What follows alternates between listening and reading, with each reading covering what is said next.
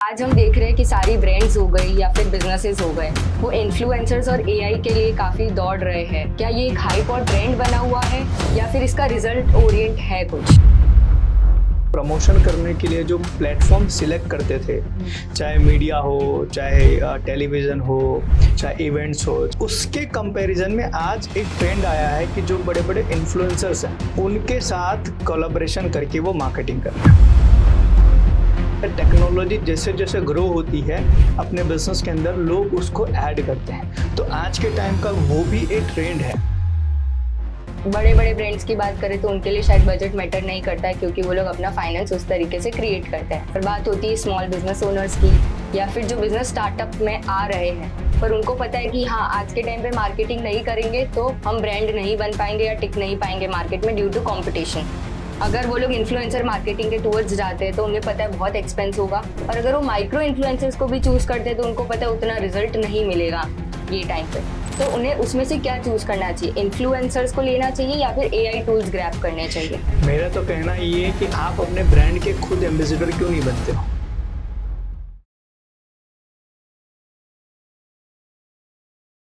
Good afternoon sir. Good afternoon. Myself Vidushi Soni, और मैं आज बहुत ही खास टॉपिक लेकर आई हूँ जो ऑडियंस की काफी इसके ऊपर चर्चा थी कि हम इसके ऊपर बात करें। तो टॉपिक का नाम है influencers versus AI in business. Right, तो सर स्टार्ट करते हैं हम पहले क्वेश्चन से।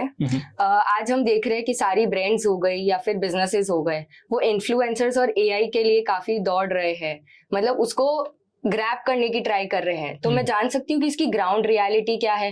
क्या ये एक हाइप और ट्रेंड बना हुआ है या फिर इसका रिजल्ट ओरिएंट है कुछ? देखो, हम इसको थोड़ा सा एक पुराने प्रोस्पेक्टिव से समझते हैं। एक कोट आपने सुना होगा, परिवर्तन ही संसार का नियम है। तो परिवर्तन कैसे होता है? जब इंसान थोड़ा सा बुद्धिमान होता है तो वो अपने सुविधा के लिए नई नई चीजों का इनोवेशन करता है, और धीरे धीरे वो नई नई चीजें जो होती है उससे जब रिजल्ट आने शुरू करते हैं तो ज्यादा मात्रा में उस चीज को लोग इस्तेमाल करना शुरू करते हैं, और वो धीरे धीरे वो एक ट्रेंड बन जाता है। तो इसी तरीके से आज के टाइम पे जो इन्फ्लुएंसर मार्केटिंग है या फिर एआई जो है, ये जो है वो आज की रियलिटी है। आज समझना कि जैसे मैंने बताया कि इंसान बुद्धिमान हो रहा है तो अपने बिजनेस को बड़ा करने के लिए नए नए तौर तरीके ढूंढ रहा है। तो उसमें से ये एक तौर तरीका है एआई और इन्फ्लुएंसर, जिसके अंदर आज माने कि मुझे मेरे प्रोडक्ट को प्रमोट करना है, मुझे मेरे प्रोडक्ट को बेचना है, या मुझे मेरे प्रोडक्ट को ज्यादा लोगों तक पहुंचाना है, तो उसका माध्यम क्या? तो मार्केटिंग माध्यम है। अब मार्केटिंग के अंदर भी देखने जाए तो मार्केटिंग में भी बहुत सारी चीजें हो रही है। अब बहुत सारी चीजों के लिए, बहुत सारी चीजों में से मेरे लिए सूटेबल चीज क्या है? एज एग्जाम्पल, मैं कोई प्रोडक्ट बेच रहा हूँ तो हर मार्केटिंग का जो वे है वो मेरे लिए काम करेगा नहीं। तो मेरे लिए कौन सी प्रोडक्ट को बेचने के लिए कौन सा तरीका इस्तेमाल करना है वो ढूंढना पड़ेगा।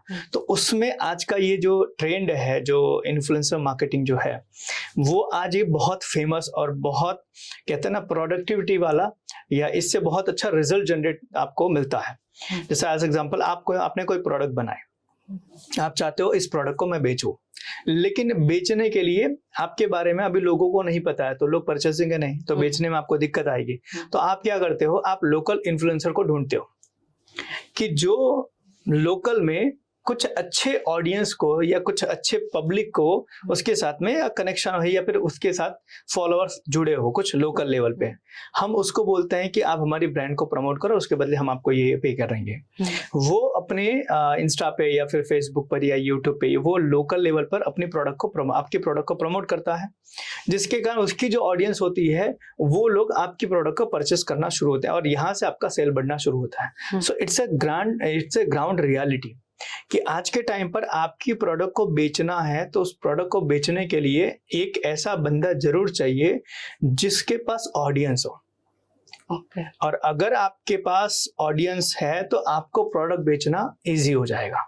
तो आज ये ट्रेंड बन चुका है। आज आप समझो कि जो बड़ी बड़ी ब्रांड्स होती है, यहाँ तक कि आपने देखा होगा बहुत सारी मूवियां हैं, और बहुत सारी मूवियों ने क्या किया है, पहले जो प्रमोशन करने के लिए जो प्लेटफॉर्म सिलेक्ट करते थे, चाहे मीडिया हो, चाहे टेलीविजन हो, चाहे इवेंट्स हो, चाहे दूसरे और भी तरीके हो, उसके कंपैरिजन में आज एक ट्रेंड आया है कि जो बड़े बड़े इन्फ्लुएंसर्स हैं उनके साथ कोलैबोरेशन करके वो मार्केटिंग कर रहे हैं। माने किसी के 2 मिलियन 5 मिलियन सब्सक्राइबर्स हैं, तो वो उनको अच्छा पैसा देते हैं और मेरी फिल्म को आप प्रमोट करो, करेक्ट, राइट।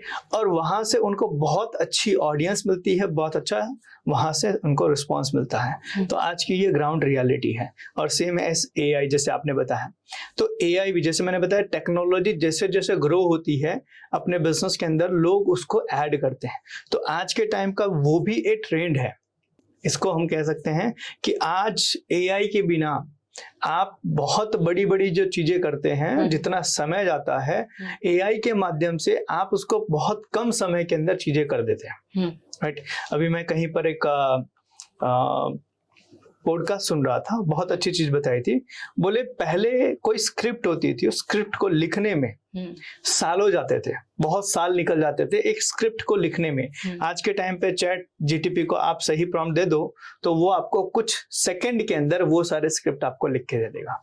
मतलब एक इंसान का सालों की मेहनत, सालों का समय वो बच गया।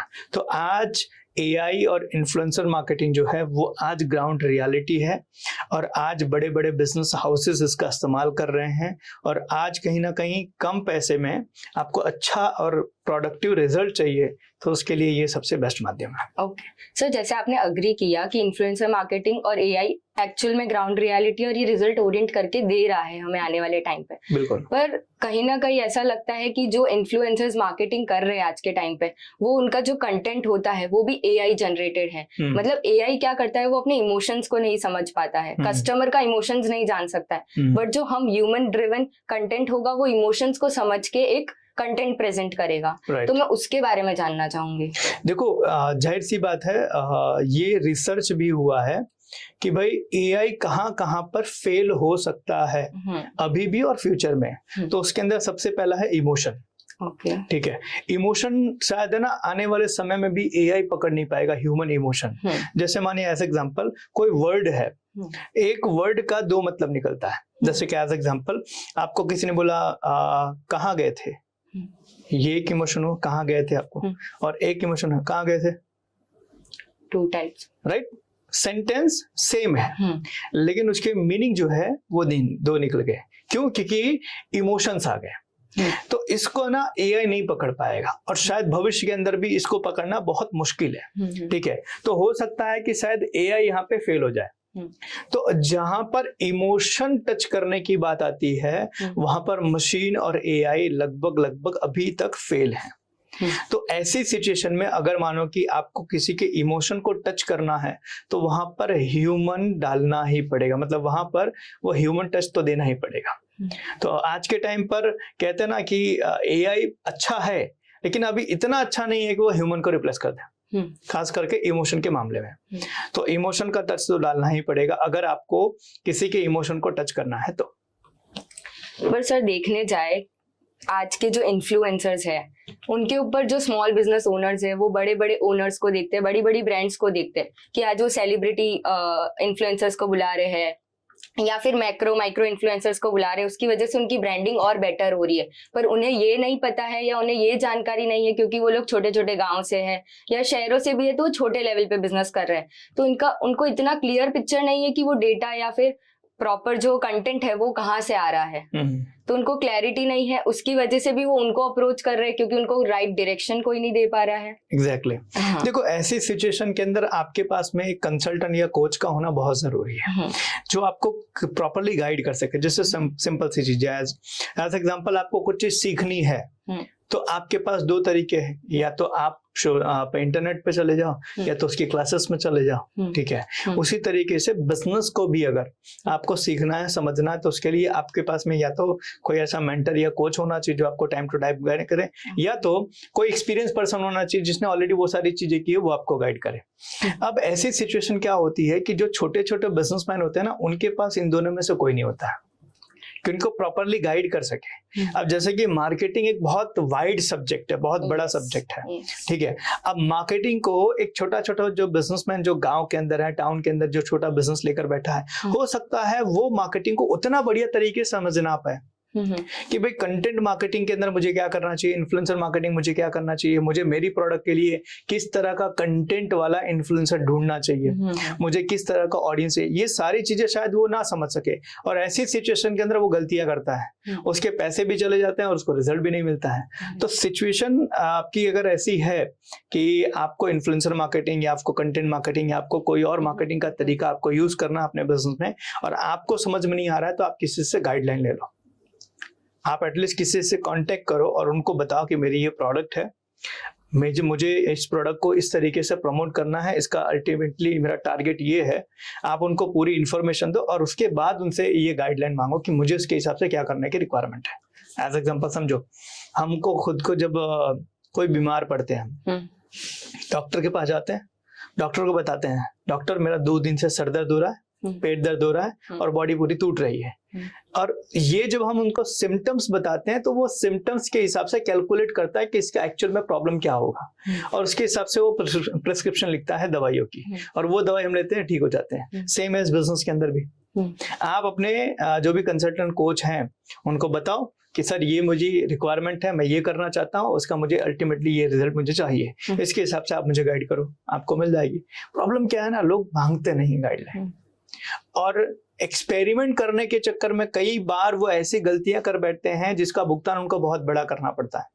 अब या तो होगा क्या कि या तो गलत इन्फ्लुएंसर वो सिलेक्ट कर लेंगे या तो करेंगे नहीं, दोनों में से उनके लिए नुकसान है। नहीं करेंगे तो बिजनेस के अंदर ग्रोथ आना मुश्किल है और अगर गलत कर लिया तो भी बिजनेस पे ग्रोथ नहीं आएगा। तो ऐसी सिचुएशन के अंदर आप किसी ऐसे पर्सन को हायर कर लो ना जो आपको सही डायरेक्शन दे सके और ये आज के टाइम पे बहुत जरूरी है। हाँ सर, अब यहाँ पे बात आती है बजट की।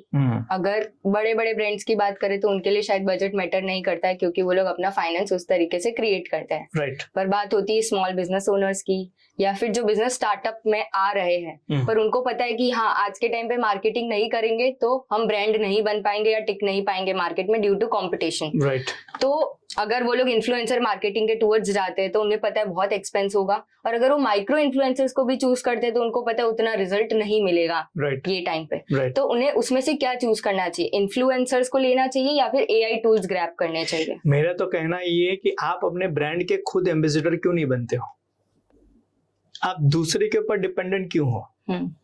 एज एग्जाम्पल सपोज मानो मैं मेरी ब्रांड का प्रमोशन किसी से करवा रहा हूं तो किसी के ऑडियंस को मैं मेरी प्रोडक्ट बेच रहा हूं, मेरी ऑडियंस तो है ही नहीं, तो मैं मेरी ऑडियंस खुद क्यों नहीं बना, मैं मेरी खुद की ऑडियंस क्यों नहीं बना रहा हूं। आज के टाइम पर आपको एक ब्रांड के बारे में पता होगा, बेला वीटा, ठीक है, इट्स ए परफ्यूम ब्रांड। आपको पता है बेला वीटा ने सोशल मीडिया का यूज करके बहुत बड़ी ब्रांड बना ली।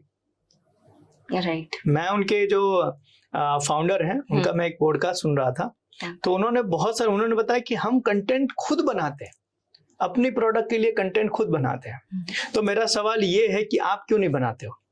एज एग्जांपल समझो सोशल मीडिया तो लगभग आज हर बंदा यूज कर रहा है, राइट। उसी को थोड़ा ऑर्गेनाइज वे में आप करना शुरू कर दो आपकी ब्रांड के लिए, आप खुद अपने ब्रांड के एम्बेसडर बन जाओगे और आपकी ब्रांड की खुद की ऑडियंस बन जाएगी। सूरत के अंदर ही एक ब्रांड है राजू इंडिया। अब उन्होंने क्या किया कि उनके लड़के थे, अच्छे खासे हैंडसम है बंदा और बढ़िया है, तो मैं जस्ट मेरे दोस्त के साथ में वहां पर गया, मेरे दोस्त को कुछ चीज परचेस करनी थी तो मैंने वहां पर देखा यार उनकी होर्डिंग वगैरह लगी हुई है, ठीक है। तो मैंने बातचीत की तो पता चला कि उनका लड़का ही उनकी खुद की ब्रांड का ब्रांड एम्बेसडर है। ओके। जो मॉडल भी है और साथ में अपनी ब्रांड का खुद एम्बेसडर भी है। अब मुझे बड़ा अच्छा लगा ये कंसेप्ट, मैं बोला यार बात तो सही है, मेरी प्रोडक्ट के बारे में मेरे से बढ़िया और कौन जानता होगा, मेरी प्रोडक्ट के बारे में मेरे से ज्यादा कॉन्फिडेंस और कौन होगा और मेरी प्रोडक्ट के बारे में मेरे से ज्यादा उसकी खूबी और कौन बता सकता है। तो मैं मेरे खुद की ब्रांड के प्रमोशन खुद क्यों नहीं करता। आज के टाइम पर आप देखने जाओगे तो सोशल मीडिया का यूज सब कर रहे हैं, उल्टी सीधी फोटो डालना, वीडियो डालना या कुछ भी डालना, मतलब वो और क्यों डाल रहे हैं पता है, उनके अंदर भी कहीं ना कहीं ये इच्छा तो बैठी हुई है कि मैं भी इन्फ्लुएंसर बनूंगा। आज एज एग्जांपल आप एक फोटो डालते हो, आपके फोटोज के ऊपर लाइक आते हैं, मानो कि आज 50 लाइक है, कल को 500 लाइक आया तो आप अपने आप को क्या फील करोगे? कॉन्फिडेंट है मैं भी एक इन्फ्लुएंसर हूँ और एक्चुअल में यही सब फील करना चाहते हैं तो उसी को ऑर्गेनाइज वे में करो ना और आप एक्चुअल में बन जाओ इन्फ्लुएंसर, क्या प्रॉब्लम है। आप दूसरे के ऊपर, क्योंकि होगा क्या, हर बार आपको इन्फ्लुएंसर ढूंढ के उसको पैसे देने और वो अपनी ऑडियंस को आपकी ब्रांड दिखाएगा। उसकी ऑडियंस ने एक बार आपकी प्रोडक्ट ले ली, हो सकता है वो लॉयल बने या ना बने आपकी ब्रांड को लेके, उसने बोला इसलिए उन्होंने ले लिया दोबारा। सही बात है, राइट। तो बेटर ये है कि आपकी खुद की एक ऑडियंस रहेगी, तो आप जितनी बार भी प्रमोशन करोगे, जितनी प्रोडक्ट लेकर आओगे, वो सारी चीजें, एज एग्जांपल आपको आइडिया होगा Adil Qadri, perfume brand, right, perfume brand, उन्होंने भी सेम चीज की और सेम चीज करके एक बहुत बड़ी ब्रांड बना ली। तो ऐसे बहुत सारे लोग हैं, बहुत सारे बिजनेसेस हैं जो आज के टाइम पे खुद का कंटेंट बनाते हैं और उसके हिसाब से पूरा ऑनलाइन रेपुटेशन मैनेजमेंट करते हैं। और इसके थ्रू वर्ड मतलब वो एक सोशल मतलब मीडिया इन्फ्लुएंसर बन भी गए हैं और साथ साथ में उनके बिजनेस भी उसी तरीके से ग्रो हो रहा है। और आज का सबसे बेहतरीन तरीका है ये चीज करने का, और इससे आपको बेहतरीन रिजल्ट भी मिलते हैं। और सबसे बड़ी चीज 0 पैसे में। करेक्ट। आपको बेसिक एडिटिंग तो सीखनी है, समझना, बेसिक एडिटिंग तो सीखनी है। आप YouTube पर जाके बेसिक एडिटिंग सीख सकते हो। वो चीजें आप अपने खुद की ब्रांड के लिए करना शुरू कर दो, आपका पैसा भी बचेगा, आपकी ब्रांड भी बनेगी और आप खुद एक सोशल इन्फ्लुएंसर बन जाओगे। तो आप खुद क्यों नहीं करते हो? प्रॉब्लम क्या है, हमारे जो बिजनेसमैन है ना, एक तो शर्मीले हैं, शर्म करते हैं, ठीक है, अरे मैं ऐसा कैसे करूंगा, ठीक है, और दूसरा डरते हैं, अरे मैं ऐसा थोड़ी करूंगा। समझना, ये 2 चीज है ना, उनको बिजनेस में ग्रो करने से रोकती है। मैं हर बार सेमिनार के अंदर ये चीज कहता हूं कि अगर आपके बिजनेस को आपको ग्रो करना है तो आपको 2 चीज छोड़नी पड़ेगी। पहला शर्म और दूसरा डर। ये 2 चीज आपको छोड़नी पड़ेगी। आपको शर्माना बंद करना पड़ेगा, डरना बंद करना पड़ेगा। और ये 2 चीजों के कारण अगर आप है ना अपने बिजनेस में बहुत सारी चीजें नहीं कर पा रहे हो तो आप खुद अपने बिजनेस को ग्रो करने से रोक रहे हो। समझना, आपकी प्रोडक्ट है, आपकी प्रोडक्ट आपने बनाई है, वो आपका बच्चा है और उसके बारे में आपको सब चीज पता है। मेरी प्रोडक्ट कितनी अच्छी है, मेरे प्रोडक्ट के अंदर क्या बेस्ट है, क्या अच्छी चीजें हैं, सब चीज आपको आपके प्रोडक्ट के बारे में पता है। तो उसी चीज के बारे में लोगों को बताने में शर्म कैसा और डर कैसा? तो बिंदास खोल के बताओ। और सोशल मीडिया का जमाना है, उसमें आप AI का भी यूज कर सकते हो। आप अपने लिए AI यूज करो। स्क्रिप्ट बनाना है, आपको कंटेंट लिखना है तो AI आपका यूज करो, ChatGPT यूज करो, राइट। तो बहुत सारी चीजें हैं जो खुद अगर करने जाओगे तो आपको बहुत बेनिफिट होगा।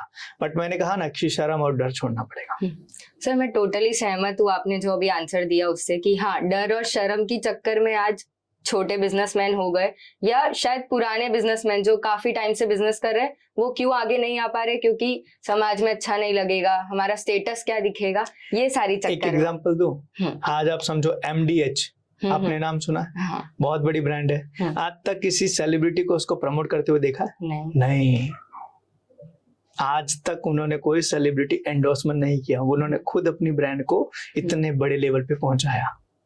तो that is the biggest example कि उनकी एज कितनी हो गई उसके बावजूद भी वो खुद अपनी ब्रांड का प्रमोशन खुद करते हैं। और आज हम सबके जुबान पे है कि MDH, राइट। तो उन्होंने खुद ये चीज किया। तो अगर वो इतने एजेड होके कर सकते हैं तो क्या आप नहीं कर सकते हो? कर सकते हैं, शुरुआत करने की जरूरत है।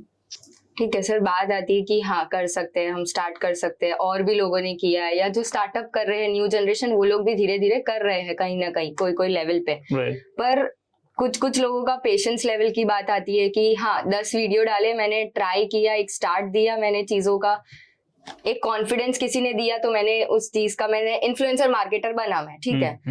पर फिर उसके बाद में उनको लगता है कि नहीं इससे तो सेल्स भी नहीं हो रही है, मेरे फॉलोअर्स भी नहीं बढ़ रहे हैं, तो अब मैं नहीं करूंगा, शायद मैं एक अच्छा मॉडल नहीं हूँ, तो खुद पे डाउट करने लगते हैं। तो वो चीज में उनको क्या करना चाहिए? देखो सिंपल सी चीज है यार, आप बिजनेस कर रहे हो तो बिजनेस का एक नियम तो आपको पता होगा कि 1000 दिन तो आपको देने ही पड़ते हैं आपके बिजनेस को सेट होने के लिए, राइट। तो अगर आपको ये नियम पता है तो वो नियम को आप यहाँ क्यों भूल जाते हो? करेक्ट। 10 वीडियो आपने डाली, 10 वीडियो पे आपको अच्छे लाइक्स, अच्छे कमेंट, अच्छी चीजें, आपको रिस्पॉन्स नहीं मिला, तो आप 11वां वीडियो क्यों आप बंद कर रहे हो? नेक्स्ट करो ना, 1000 दिन तो आपको देना ही है। आप एज एग्जाम्पल, आप दुकान पर आज गए, सुबह अपना शटर खोला, आज आपका बहुत जोरदार बिजनेस हुआ, आप खुश हो गए। उसके बाद 4 दिन आप और गए और 4 दिन आपकी बोहनी भी नहीं हुई, तो आप क्या करोगे? बंद कर दोगे? नहीं, वहां तो बंद नहीं करते हो। क्यों? क्योंकि वहां पर आपको एक होप होती है ना, 5वें दिन कोई आएगा, 6वें दिन कोई आएगा, मुझे 1000 दिन तो देने हैं, राइट? तो उसी तरीके से जब आप सोशल मीडिया के अंदर आते हो तो कुछ कंटेंट आपकी ऑडियंस जो है वो तुरंत रिस्पॉन्स नहीं देती है, धीरे धीरे आपको अपनी रेपुटेशन बनानी पड़ती है। इसको मैनेजमेंट की या सोशल मीडिया की लैंग्वेज में ORM कहते हैं, ऑनलाइन रेपुटेशन मैनेजमेंट। आपको अपने बिजनेस के, अपनी चीजों की ऑनलाइन एक रेपुटेशन बनानी पड़ती है, and it will take time, थोड़ा समय लगेगा, लेकिन एक बार वो समय आपने दे दिया और आपकी ऑडियंस बन गई तो आप खुद उस ऑडियंस की नजर में एक ब्रांड हो गए। तो चीजें समय लेती है, आप समय दो उनको। आप क्यों, बहुत प्रॉब्लम क्या होती है पता है? अभी रिसेंटली मैं एक किताब पढ़ रहा था, किताब के अंदर एक स्टोरी बताई थी। एक बंदा होता है, वो एक बिजनेस शुरू करता है, थोड़ा बहुत उसमें काम करता है, उसके बाद बंद कर देता है, फिर दूसरा बिजनेस शुरू करता है, फिर दूसरा बिजनेस भी थोड़ा बहुत करता है, बंद कर देता है, फिर तीसरा, ऐसे उसकी एक आदत बन गई। और ये उसके पेरेंट्स लोग उसको देख रहे हैं कि यार ये है ना, एक जगह पर बिजनेस को टिकता नहीं, समय नहीं देता, जिसके कारण इसका बिजनेस ग्रो नहीं होता है। तो वो एक संत के पास उसको लेकर जाते हैं, पूरी कहानी बताते हैं कि भाई ऐसा ऐसा इसकी प्रॉब्लम है। तो बोले कोई बात नहीं, आप है ना इसको मेरे पास भेजो, 5 दिन भेजो और एक बार हम इसके साथ में डिस्कशन करते हैं। संत के पास वो पहले दिन गया, तो बोला बताओ क्या करना है? बोले चलो हम लोग वॉक करके आते हैं। ठीक है, वॉक करते हैं। तो वॉक करने के बाद में आम बोलते हैं, आम खाओ, ठीक है, तो आम खाने के लिए देता है, आम खाते हैं दोनों। उसके बाद में वो संत जो होते हैं, गुरु जी होते हैं, उसको बोलते हैं काम करो, इस आम की गुठली को जाके लगा दो जमीन में। तो बोला ठीक है, लगा देता हूँ। लगा गए। उसके बाद वो लोग अंदर चले गए, आश्रम में चले गए। फिर आधे घंटे के बाद में उन्होंने उस लड़के को बोला, गुरु ने, कि एक बार जरा देखो आम निकला क्या, आम आया क्या पेड़ पर? तो बोलता अभी कैसे आ सकता है, अभी तो हमने लगाया। बोला देखो तो सही। तो देखने के लिए जाता है, वहां तो कुछ नहीं होता है। फिर आता है, बोलता नहीं नहीं कुछ नहीं आया। ठीक है कोई बात नहीं। फिर थोड़ा वेट करते हैं, 1 घंटे के बाद फिर गुरु जी बोलते हैं जरा अब देखो। तो उसका मन तो नहीं होता है, लेकिन फिर भी जाता है। फिर आता है, रिटर्न, बोलता है कुछ नहीं हुआ। फिर 2 घंटे के बाद फिर बोलते हैं। उस बार वो फ्रस्ट्रेट हो जाता है, बोलता है क्या गुरु जी आप कैसे इंसान हो, अभी आपने आम की गुठली लगाई और अभी आपको आम मिलेगा? बोला यही चीज तो मैं समझाने की कोशिश कर रहा हूँ। तुमने अभी बिजनेस शुरू किया और अभी के अभी तुम्हें इसके अंदर प्रॉफिट मिलना शुरू हो जाएगा, अभी के अभी तुरंत का तुरंत आपका बिजनेस बड़ा हो जाएगा? बोला नहीं। बोला समय लेती है वो चीजें, तो आप समय दोगे तो आपको वो चीज मिलेगा।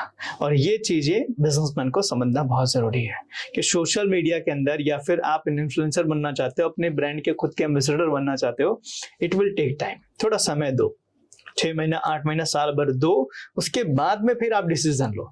आप इमीडिएटली कोई चीज एक्सपेक्ट करोगे कि आज मैंने एक वीडियो डाली और वो मेरी वीडियो वायरल हो जानी चाहिए, नॉट पॉसिबल। और अगर ऐसा होता है तो दुनिया का हर बंदा इन्फ्लुएंसर नहीं बन जाएगा, बन जाएगा, राइट? तो इसीलिए थोड़ा सा समय आपको देना पड़ेगा। तो थोड़ा समय दो, चीजें हो जाएंगी।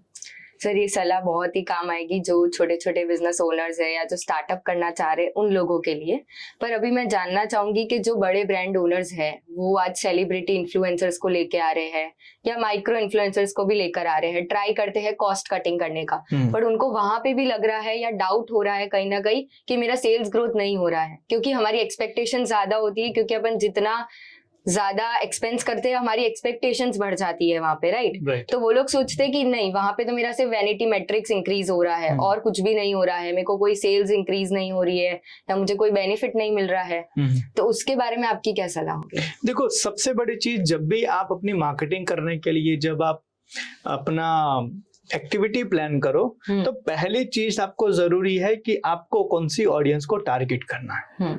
अभी रिसेंटली मैं कहीं पर पढ़ रहा था न्यूज में, एक टेनिस के बहुत बड़े प्लेयर हैं, ठीक है, नाम एग्जैक्टली मुझे याद नहीं आ रहा है, उनके इंस्टाग्राम के ऊपर फॉलोअर्स है तकरीबन 12-15 मिलियन के आसपास, राइट?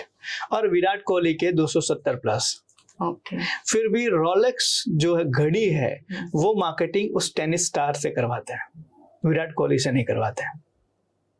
समझना, 270 वाले से 270 मिलियन जिसकी सब्सक्राइबर्स हैं या फॉलोअर्स हैं, उनसे रोलेक्स अपनी मार्केटिंग नहीं करवाता है, उस इंसान से करवाता है जिसके 12-15 मिलियंस हैं। तो उसके नीचे पूरा कैप्शन में लिखा था, बोला कि समझना कि विराट कोहली का क्रिकेट देखने वाले ऑडियंस बहुत सारी है, 270 मतलब बहुत होती है, ठीक है, लेकिन उसमें से रोलेक्स कितने लोग खरीद सकते हैं, तो उसकी मात्रा होगी लिमिट वाली। और टेनिस जो देखने वाले हैं, ठीक है, जो टेनिस देखने वाले वो है लिमिटेड, लेकिन उस लिमिटेड पब्लिक के अंदर रोलेक्स खरीदने वालों की तादाद होगी ज्यादा। तो आपका इन्फ्लुएंसर जो है ना वो सिलेक्ट करना वो आपके लिए बहुत इंपॉर्टेंट हो जाता है। आप सिर्फ इसलिए किसी इन्फ्लुएंसर को नहीं सिलेक्ट कर सकते हो क्योंकि उसके फॉलोअर्स बहुत ज्यादा है। आपको ये देखना पड़ेगा कि मैं जिसको सिलेक्ट कर रहा हूं उसकी प्रमोशन से या उसके कहने से कितने लोग मेरी प्रोडक्ट को परचेस करने के लिए तैयार होंगे। तो यहाँ पर ये बहुत मैटर करता है कि आप जिसको भी सिलेक्ट कर रहे हो अपनी ब्रांड प्रमोशन के लिए, उसकी ऑडियंस कौन है, समझना, उसकी ऑडियंस कौन है, क्या वो ऑडियंस आपके प्रोडक्ट को अफोर्ड कर सकती है। अगर हाँ तो ही आपका सेल्स बढ़ेगा, अगर नहीं तो भले आपने कितना भी पैसा खर्चा कर दिया, तो आपने गलत बंदे को सिलेक्ट कर लिया तो वहां से आपको ज्यादा रिस्पॉन्स नहीं मिलेगा। तो इसीलिए ऑडियंस को सिलेक्ट, ऑडियंस मतलब जिसको आप ब्रांड एम्बेसडर बना रहे हो उसको आपको सिलेक्शन के टाइम पर बहुत ध्यान रखने की जरूरत है। ओके सर, अभी बात करते हैं एआई के ऊपर कि एआई आने वाले टाइम पे मार्केटिंग और बिजनेस डिसीजन मेकिंग में कैसे बदलाव कर सकता है। देखो, डिसीजन मेकिंग जो है ना वो डिसीजन तो लेना रहेगा ह्यूमन को ही लेना रहेगा डिसीजन मेकिंग, कब करना है, कहाँ करना है, वो सारी चीजें। लेकिन हाँ, जो मार्केटिंग करने का तरीका जो है उसमें से बहुत सारी चीजें जो है वो उसका इस्तेमाल एआई के थ्रू होने वाला है। जैसे उसमें सबसे बड़ा है स्क्रिप्ट लिखना, कंटेंट लिखना, ठीक है, इमेजेस वगैरह तैयार करना, वीडियोस वगैरह बनाना, ये सारी चीजें जो होगा वो एआई के माध्यम से होगा। लेकिन मार्केटिंग कहाँ करना है, किसको करना है, कब करना है, कैसे करना है, ये डिसीजन मेकिंग जो रहेगा उसके अंदर ह्यूमन का ही टच रहेगा। क्योंकि आप समझना, जैसे मैंने बताया कि एआई सब चीज कर सकता है लेकिन इमोशन को वो है ना वो पकड़ नहीं सकता।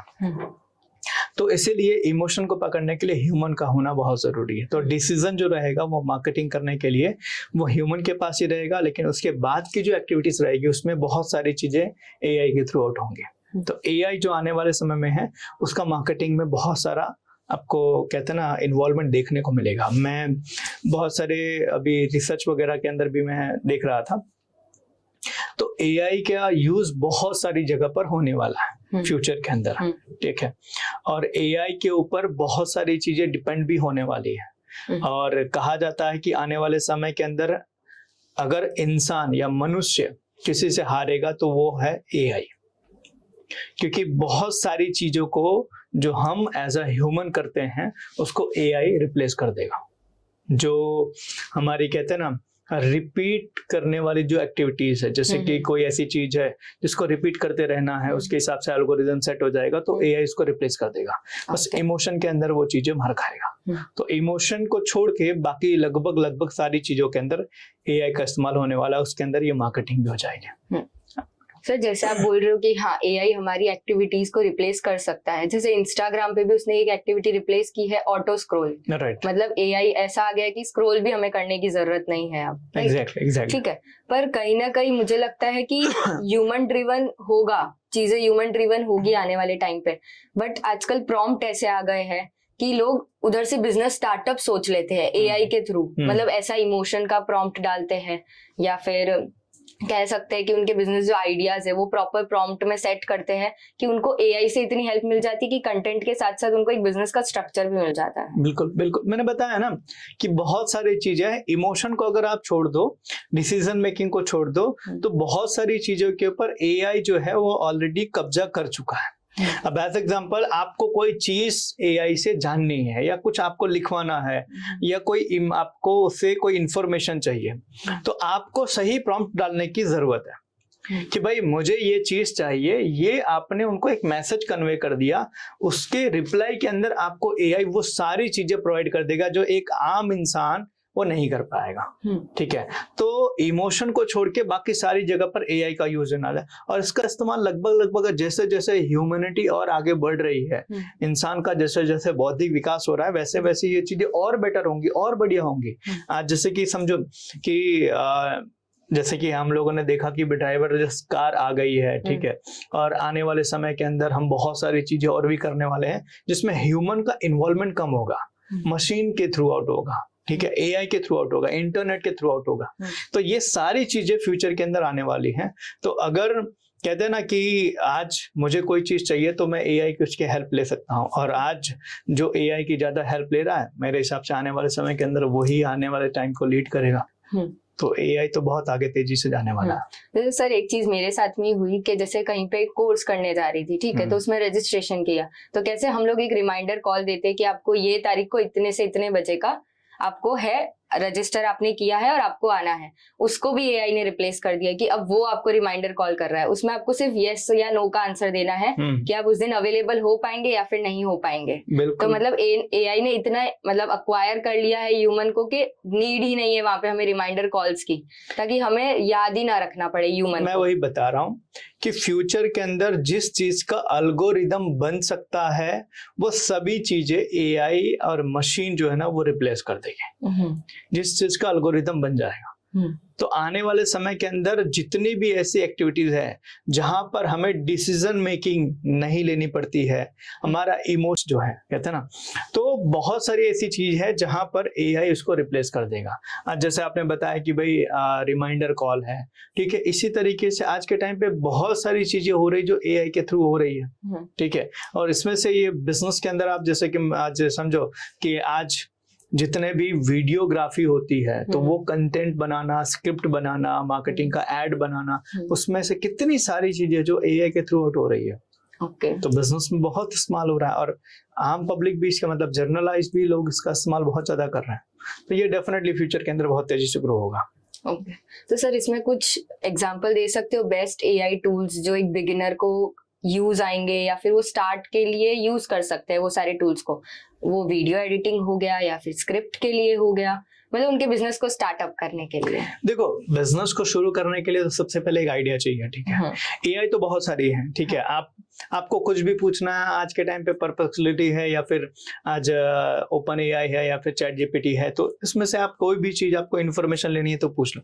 आज बढ़िया चीज है कि आपको पूछना है कि भाई मुझे बेस्ट वीडियो एडिटिंग का मुझे कोई एप्लीकेशन बताओ, तो एआई आपको बता देगा, चैट जीपीटी आपको बता देगा, ठीक है। आपको पूछना है तो कितनी सारी चीजें, आपको लिफलेट बनानी है, पैम्पलेट बनाना है, आपको कंटेंट चाहिए, तो आप चैट जीपीटी से पूछोगे, आपको सारी चीजें बता देगी। तो आज बहुत सारी चीजें हैं जो एआई के माध्यम से आपको मिल जाएगी। तो आज मानो कि आपको कोई भी एक्टिविटी करनी है तो आपके लिए बेस्ट ऑप्शन है आप जाओ परप्लेक्सिटी पे या फिर आप चैट जीपीटी पे, आपको मिल जाएगी, सारी चीजें मिल जाएगी वहां से। इवन कई बार हमें भी होता है कि हमें मुझे खुद को कोई चीज जाननी होती है तो मैं ऑब्वियसली एआई का यूज करता हूँ, चैट जीपीटी का, तो वहां से लगभग मेरी सारी रिक्वायरमेंट पूरी हो जाती है। ओके सर, आपको क्या लगता है कि अगर एआई आ जाएगा आने वाले टाइम पे, हाँ ह्यूमन की जरूरत पड़ेगी कहीं ना कहीं, क्योंकि एआई को चलाने वाला ही ह्यूमन होगा, राइट? पर उधर शायद कहीं ना कहीं जो आज के तारीख में क्रिएटिविटी है या फिर जो थिंकिंग स्टाइल है वो उधर कम हो जाएगी, आपको क्या लगता है? बिल्कुल बिल्कुल बिल्कुल। देखो क्या हो रहा है, ये अच्छा भी है और बुरा भी है, ठीक है।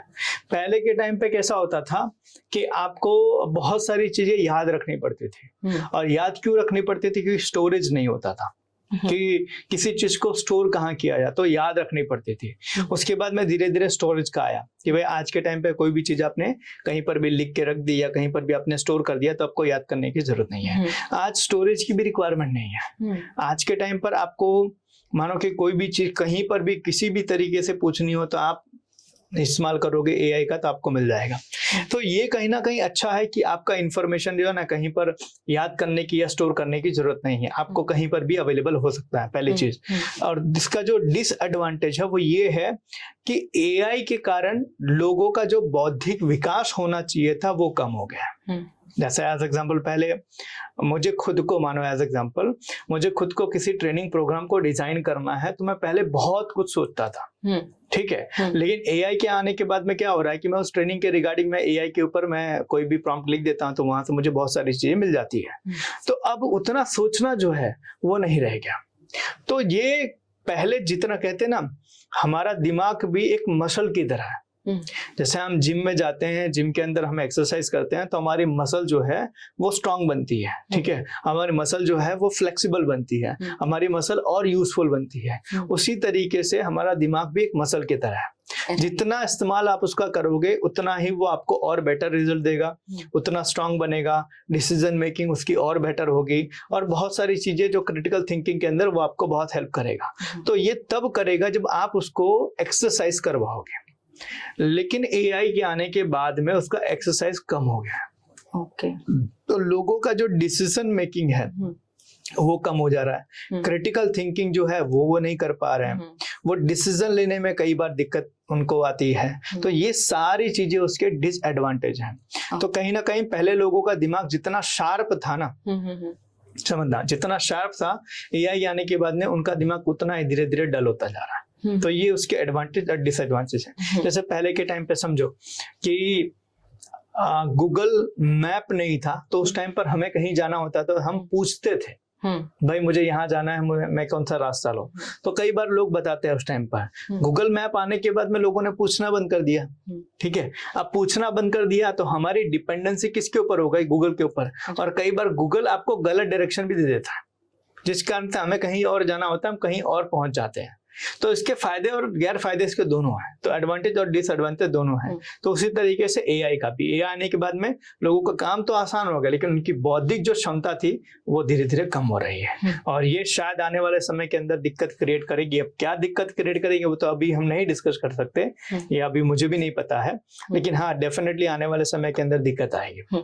सर जैसे आपने गूगल मैप्स का आइडिया दिया कि पहले हाँ हम लोगों से इंटरेक्ट करते थे, पूछते थे कि कहाँ रास्ता है, कैसे जाएगा, तो वहां शायद एक उस इंसान से बॉन्डिंग भी बन जाती थी क्योंकि पुराने जमाने वाले लोग क्या बातें करने में बहुत उनको पसंद था, दिलचस्पी थी उनकी। और आज के टाइम पे सब कैसे हो गए कि कुछ भी करना है चैट जीपीटी से पूछ लो, गूगल से पूछ लो। और एक ऐसा एटीट्यूड आ गया कि मैं क्यों उससे पूछूं, खराब लगेगा, वो सामने वाला सोचेगा कि इसको ये नहीं आता है। तो फिर इसमें मतलब देखो मैंने वही बताया ना कि एडवांटेज और डिसएडवांटेज दोनों है। एक एडवांटेज ये है कि एआई आने के बाद में, टेक्नोलॉजी आने के बाद में चीजें आसान हो गई। अब बहुत ज्यादा किसी के ऊपर डिपेंडेंट नहीं रहना पड़ता है, लेकिन इसके कारण इंटरेक्शन भी तो कम हो गया।